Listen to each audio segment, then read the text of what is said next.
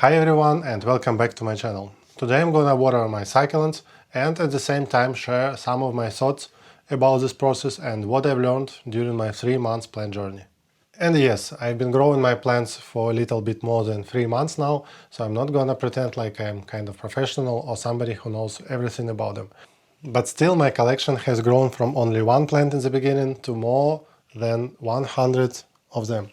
Yes, not all of them are like big plants, and some of them are still leaf cuttings or little babies just forming, but still they are growing and they are kind of thriving. I'm not sure, but okay, kind of thriving. And I really hope my experience and some of my insights can be really helpful for somebody who is in the very beginning of their plant journey now, and can be struggling with such questions like how to water succulents, how often, how much water do they need. So if you know all the answers to these questions, this video might be not that interesting for you. But if you don't know these questions or answers, stay here and I'll explain you how to do it. Okay, let's begin. First of all, you need to understand and remember one really important but simple thing. And it is, let the soil dry out completely before watering again. Actually, it's about 90% of everything you should know about watering succulents. All the other advices or rules come out from this one golden rule. In nature, succulents live in very dry areas where it can rain like once in a while. It means that they can dry out properly in between. But when it does rain, usually it means really heavy but short rainfall. It means they have to absorb as much water as they can in a really short period of time and store this valuable resource in their stems and leaves. And here we come to the second rule. Water infrequently, but really deeply and thoroughly. When my friends see how much water I give my succulents, they usually got really confused. They keep me asking if it's okay, if it's not harmful for them, they are not rice in the end of the day. And I totally understand them. When I first got into succulents many years ago, when I was at school yet, I thought, what can go wrong? They are succulents, they don't need water, and they can survive without water for months or maybe for years. And that's how I ended up with a bunch of dead plants, and I gave up on the idea of growing plants. But now I understand, I finally understood that they are living plants and they need water and they cannot survive without water. But yes, they can survive without it for a long time, but ask yourself, do you want your succulents to survive or to thrive? Even if these two words are really simple and sound, for me as a not native English speaker, they sound just the same. But there is a big difference between thriving and surviving. And I think you want your plants to survive. To thrive. That's what I was talking about. These two words are so confusing. But okay, we want our succulents to thrive. So let's move on. Okay, now we know almost everything we need to know about watering these beautiful plants. In my case, they are really beautiful and I love them, if you didn't get it right now. But in reality, it's a little bit difficult. And now I'm gonna explain you why. Your watering schedule depends, and really depends, on many things. First of all, the seasons and the weather. In summer, when it's hot and sunny, your succulents might need water very often, and the soil mix will dry out in days. But when it's cloudy and humid and cold, you might need water them once in 2 weeks, and in winter, only maybe once in a month will be okay. There is a common misbelief and kind of myth that you need water your succulents only once in a month. But as I said before, it really depends. What could be okay in winter, for example, for this one Graptovaria, when it sits outside and it has like plus 5 degrees Celsius, maybe one time in a month will be okay. But in summer, when it's kind of 40 degrees on my balcony and I will let it sit without water for 30 days, I can say you for sure that 50% of these leaves will be dried away. Next thing your watering schedule might be dependent on is the soil mix your succulents is sitting in. Within my 3 months plant journey, I've been experimenting with different soil mixes. At first I was using a mix with a lot of fine sand, coconut coir and about 20-30% of rich garden soil. I thought it would be a good solution, but this mix stays wet too long and gets really compacted after each watering, so I need to make these manipulations every watering. So my roots, not my roots, roots from my plants, can get enough air and water doesn't sit too long around them. And one thing I don't really like about this soil mix, that it takes too long for water to get through or to drain through when I water my succulents. But since my pots are pretty small, they still can dry out in days, but anyway, I've been meaning to repot most of my plants that are still sitting in this type of soil mix. The second type of soil mix I was trying to use consists mostly of pumice, a lot of coconut coir, a bit of gravel and still around 20% of nutrient-rich soil. This mix dries way faster than the first one. And for example, I have something to show you. Here is one. And the second one. Here it is. Here it is. Here we go. I have two plants of the same species. This is Echeveria pulvinata. But as you might see, this one sits in fine sand with coconut coir, mostly, and this one in pumice. And this one has to be watered 2 times more often than the first one, just because they are sitting in the different soil mixes. Okay, they are sitting in the different pots as well, but that's the next part of my script. And finally, I'm using this type of soil mix. It consists mostly of gravel, a bit of perlite, you can see here some pumice too, and around only 10-15% of nutrient soil for nutrition. This mix I prefer the most, because first, it drains immediately, second, it dries pretty fast, and third, it doesn't get compacted. Actually, my second soil mix is pretty similar by these parameters, but I like this one more. I don't know why, but maybe I like how it looks more and it costs not that much as pumice. But I have only my some of leaf cuttings sitting in this new type of soil mix and maybe 1 or 2 new plants that I bought recently. And now we're gonna talk a little bit about the type of pot your succulent might be sitting in. This Echeveria pulvinata again must be watered 2 times more often than this one, not only because it sits in pumice, but also because it sits in terracotta, obviously. Because terracotta breathes well and allows water evaporate quickly. So that's why I started making here some additional holes on the sides, so water gets out more faster and roots don't sit in soggy soil for long. Next thing I want to mention today, which might affect your watering schedule, is the size of pot. You can guess which one needs water more frequently, this one or this one, and obviously this one, because the small pot dries out faster. When I water my succulents, I take 1 or 2 big containers, fill it with pots and water thoroughly. So let's begin. First of all, I need to decide which plants has to be watered today.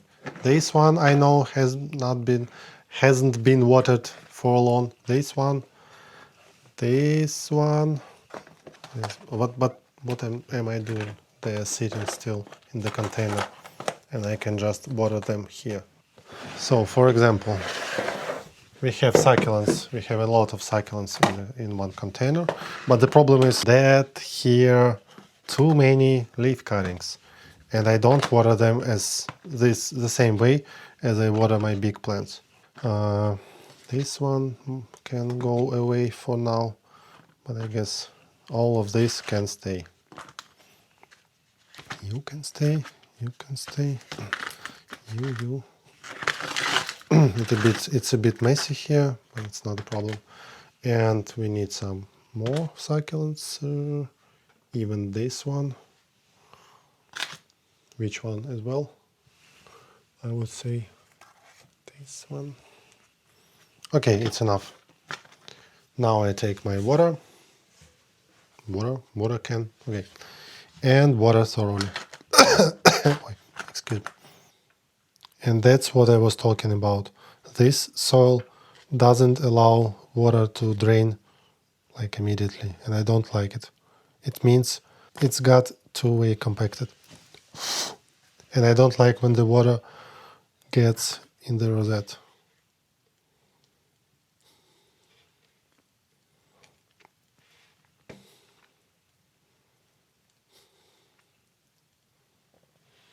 You can see how fast it drains in this gravel.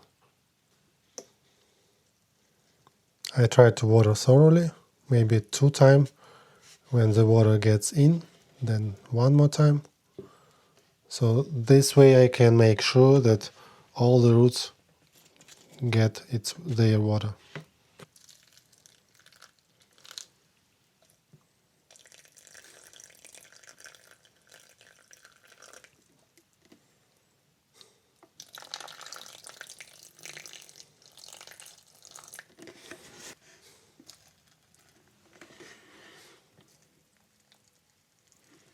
Okay, I would say we are ready with this container.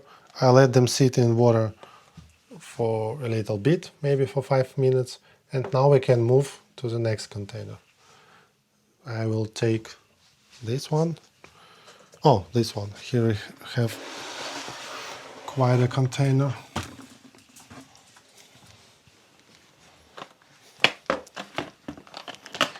So I know that this one doesn't need water because I watered it 2 days ago, and this one as well.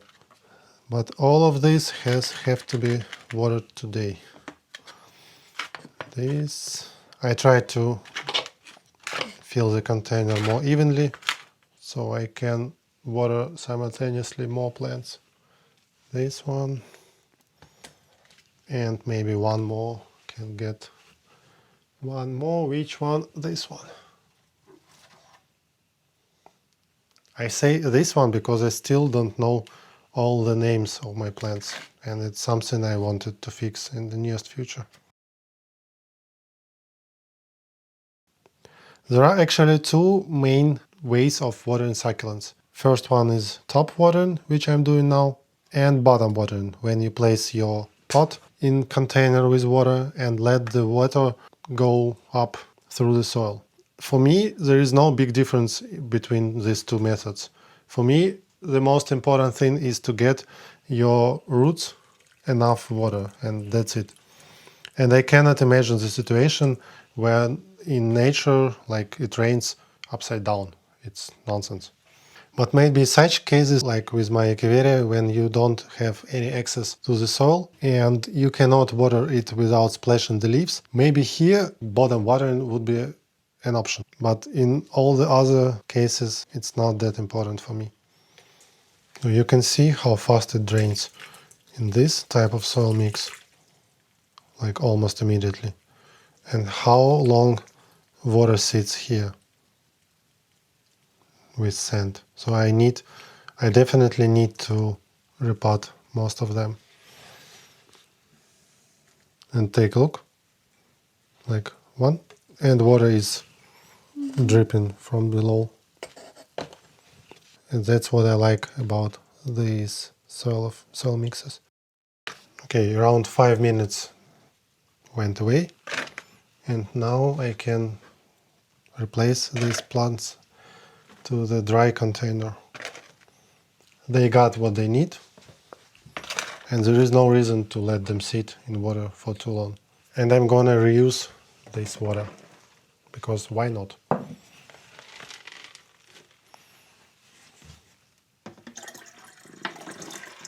With leaf cuttings, I water really differently depending on their root development. For example, these leaf cuttings has been growing in their pots for about 3 weeks, and I'm pretty sure they still don't have a lot of roots.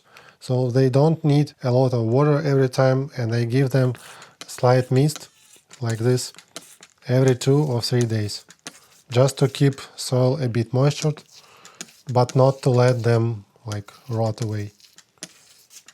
This soil mix dries pretty fast, and in 2 days I can repeat it without any danger.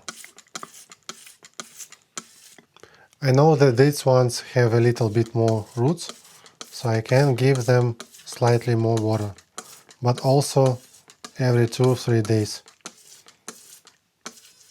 I repotted them around a week ago, a little bit more, and they still are getting used to their new conditions. This group of leaf cuttings has a bit more roots and I go more confident. I try not to splash the leaves and mist or water directly around them. And now it smells like soil. These ones are one of the most oldest of my leaf cuttings, and they can be watered like normally. I know there are a bunch of roots in each of them, and I give them a bit more water.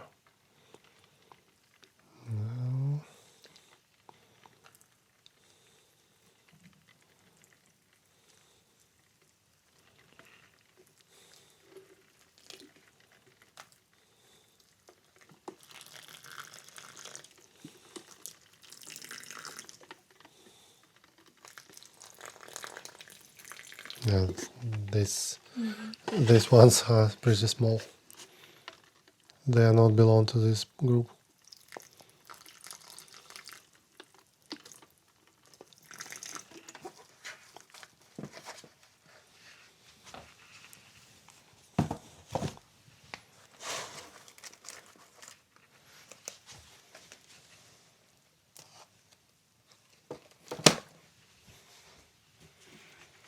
And these plants are my first bunch of leaf cuttings that have been growing for around 4 months now. They are all babies from this Graptoveria. Back then, I even didn't know that you can propagate your succulents this way, and it was my first attempt. They are pretty small, but really valuable for me. Actually, one time I nearly killed them. I watered them really thoroughly back in July and left them stay under the rain. Not directly under the rain, but on the balcony when it got pretty cold. And on the next day I noticed the main leaves started to rot. That's why some of them don't have mother leaf. This it is. And I cut them off pretty quickly, trying to protect them from dying. And fortunately it has worked. Actually, your succulents can give you clear signals when they are thirsty. For example, one of my echeverias, this one, shows me really clearly when it's thirsty. The leaves can start to shrivel or be soft on touch, and when I notice it, I know that's a sign. And I don't wait any longer, give it a proper sip, and on the next day the change is clear. The leaves are firm again, plant looks strong and happy. The next plant which shows me when it's thirsty is my Echeveria pulvinata. Again, it's a really good example. When it's time, it starts to droop its leaves and they don't stay firm like upwards, they just hanging this way. Because I watered it a little bit yesterday, it's got normal again. And my highlight or my main plant, my mother plant, that got me into succulents in the first place. This Graptoveria starts to soften its leaves as well. And you can see now it's pretty firm and I know it doesn't need water and it isn't thirsty. That's why you see these dark spots on each leaves, because I cannot help but touch them almost every day. I don't know, maybe it's not that perfect for the plant to be touched so often, but this way I make sure that the plant is in good condition, and this way I can notice the very first small changes when something goes wrong. Okay, that's it for today. I watered all the succulents that needed water today, and the other ones will be watered later on this week.